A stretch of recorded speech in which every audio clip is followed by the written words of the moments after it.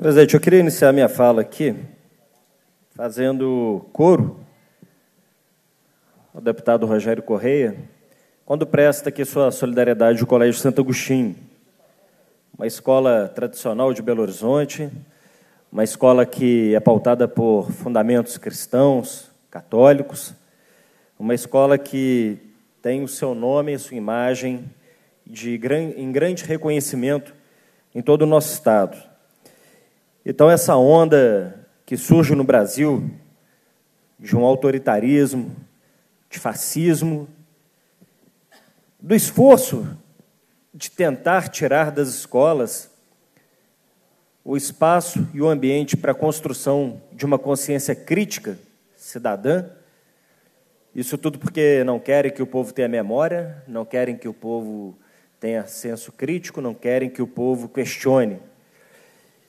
E, através dessa agenda, criam subterfúgios, como chamada ideologia de gênero, para poder atacar as instituições e professores que prezam por desenvolver o senso crítico cidadão da nossa sociedade.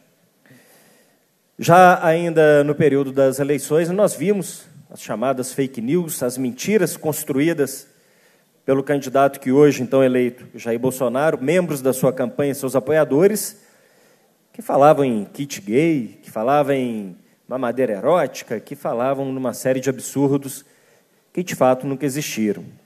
Transformar o esforço de uma política do Ministério da Educação em combater a homofobia nas escolas, e ela é real, assim como o bullying, assim como uma série de preconceitos, numa farsa de ataque à candidatura adversária, e muita gente comprou esse produto. Ora, as escolas precisam discutir, as escolas precisam conversar, as escolas precisam ensinar, sem substituir o papel das famílias, dos pais, não é isso que se propõe, mas a escola tem que ser um espaço do livre pensamento, e a gente não pode tratar professores, educadores, como se fossem criminosos, pelo esforço de fazer com que as nossas crianças estejam bem ensinadas no caminho correto. Então, eu tenho certeza que o Colégio Santo Agostinho não faltou às suas responsabilidades, que nós já as conhecemos há décadas, com os jovens e os alunos que ali estudam. Tem o nosso apoio, tem a nossa solidariedade. Eu estou dizendo isso porque vai se repetir. Vão tentar fazer em outras escolas o cerceamento da liberdade de expressão. Não se trata, deputado Rogério, de escola sem partido, eles querem escola de partido único, porque hoje não há partido na escola. Há o debate de convicções, de pensamento, de ideias. E isso tem que existir em todas as vertentes e variáveis do pensamento político no nosso país. Eu nunca vi isso. A gente quer formar o sujeito para o mercado de trabalho, como diz esse futuro novo ministro da Educação, quer formar o menino para ir para a academia, para a ciência, quer formar para poder ser um bom médico, para ser um bom engenheiro, para ser um bom advogado. Mas que tipo de cidadão nós teremos? É por isso que parte da sociedade não gosta de política, não gosta dos políticos, não gosta de eleição, não gosta de participar, não gosta de conselho, não gosta de mecanismo de controle social. É por isso que a maior parte da sociedade, infelizmente, não tem consciência, inclusive, para poder lutar pelos seus direitos. Que nós vemos numa sociedade que ela deseduca do ponto de vista de consciência crítica cidadã e política. E eles querem piorar isso, até mesmo porque não se tem no futuro memória histórica do que fizeram nos dias de hoje, que às vezes a gente não consegue ter compreensão exata do que nós estamos vivendo, enquanto a história não depura isso durante um determinado processo, para lá da frente você olhar aqui atrás o que foi que aconteceu.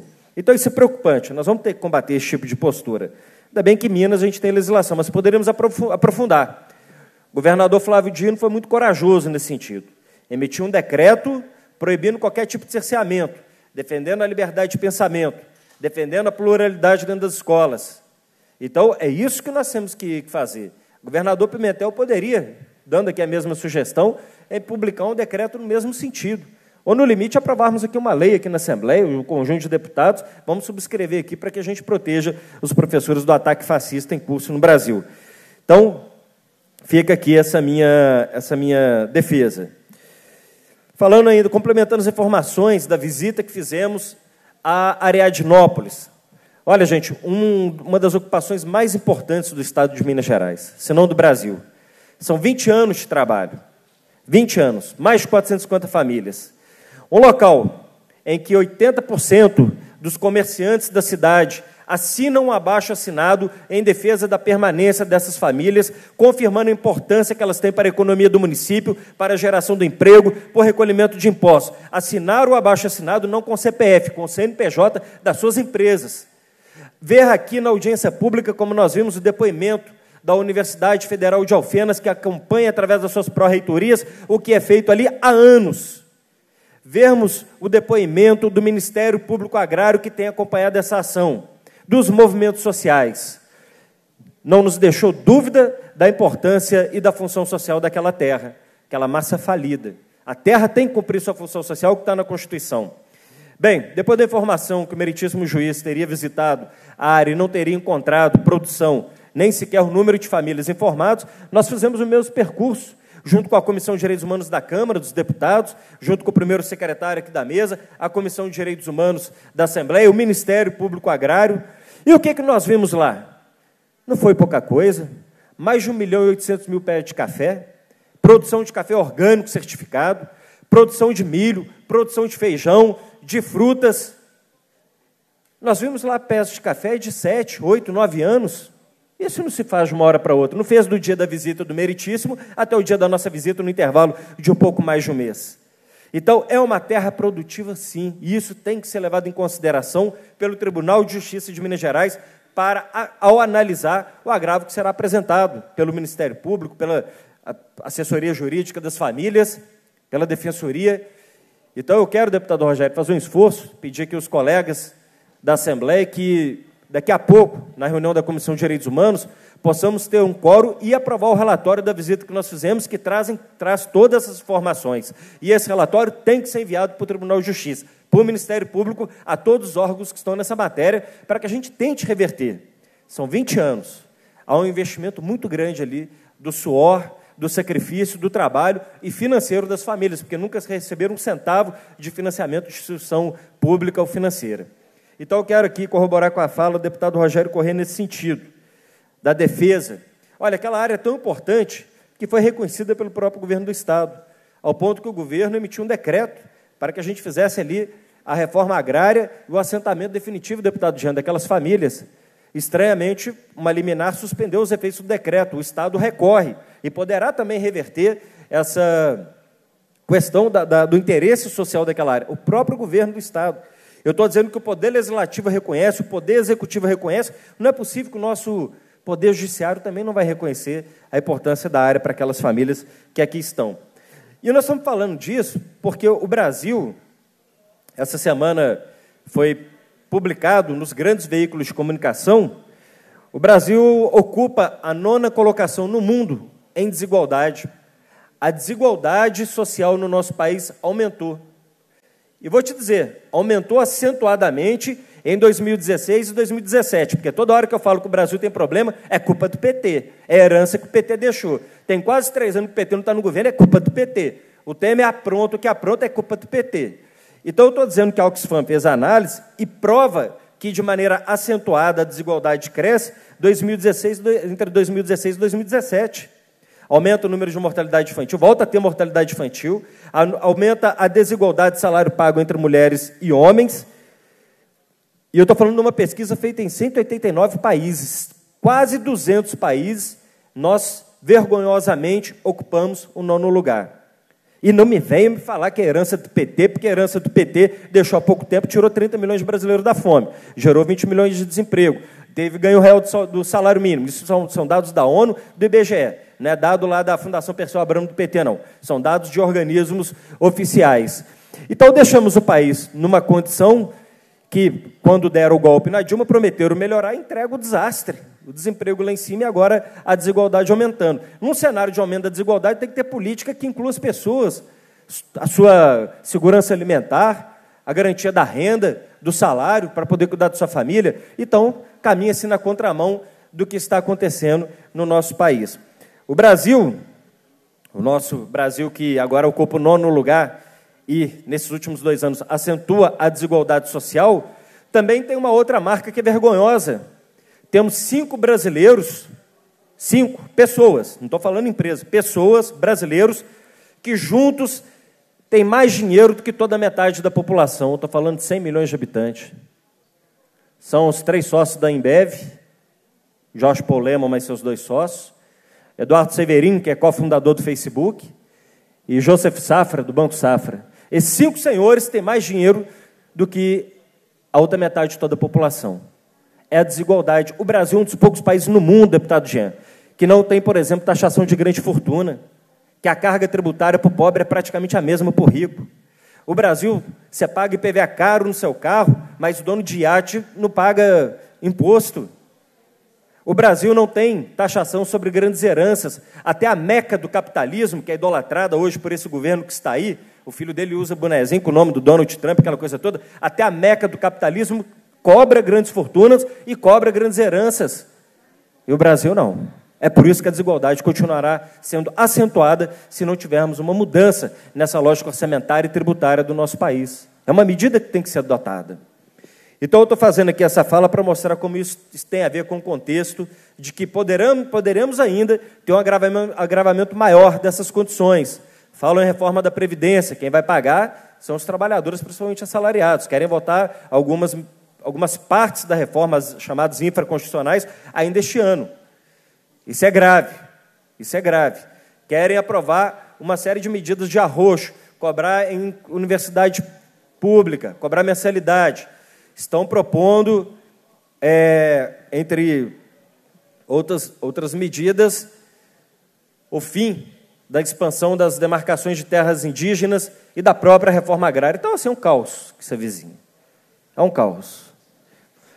Para poder concluir, eu quero também aqui, em consonância com o deputado, companheiro doutor Jean Freire, que é médico, falar da lástima, que é a saída dos médicos cubanos, dos mais médicos no Brasil.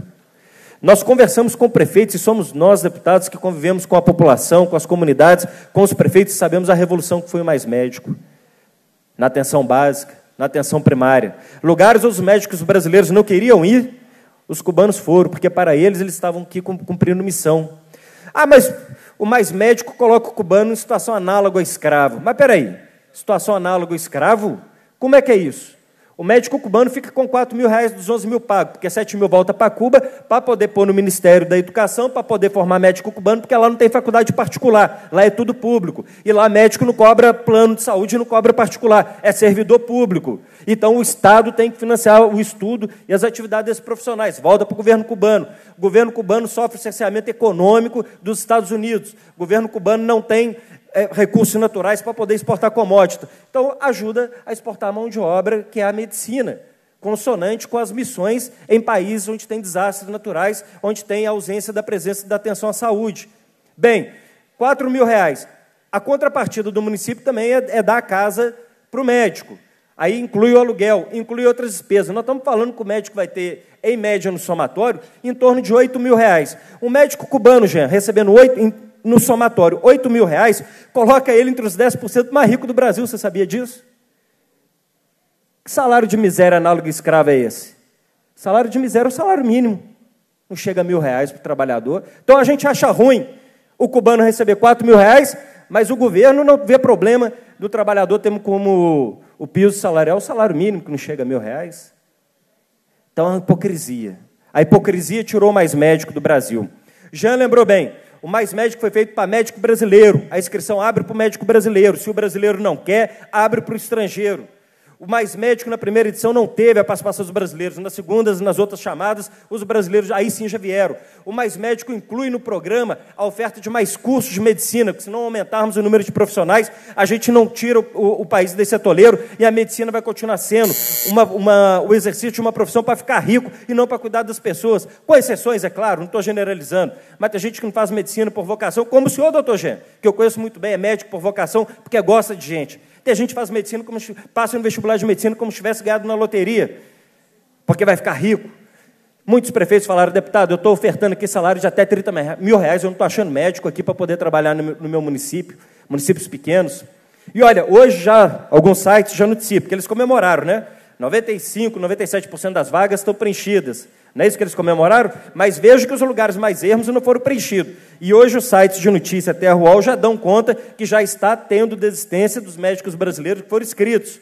Para os cubanos, eles queriam revalida. O médico brasileiro não está pedindo revalida, não. Engraçado, né? O CRM fazendo uma operação incrível para entregar o registro para os médicos para poder trabalhar. Qual que é a segurança que nós temos? Bem, enfim, nós queremos que tenha médico para as pessoas, mas vou dizer para vocês, o que estão fazendo vai agravar a situação da saúde nos lugares mais ermos. Para poder concluir, presidente, a OPAS, Organização Pan-Americana de Saúde, fez um estudo que, com o fim do Mais Médico, com a saída dos cubanos no Brasil, até 37 mil crianças de até 5 anos poderão morrer nos próximos anos, aumentando a mortalidade infantil. É grave o que estamos vivendo. A hipocrisia e a raiva ideológica com Cuba não resolve o problema de saúde que esse país vive. Programa Mais Médico, aprovado por mais de 85% da população brasileira. E o capricho do novo presidente fez com que milhões de pessoas ficassem imediatamente desassistidas.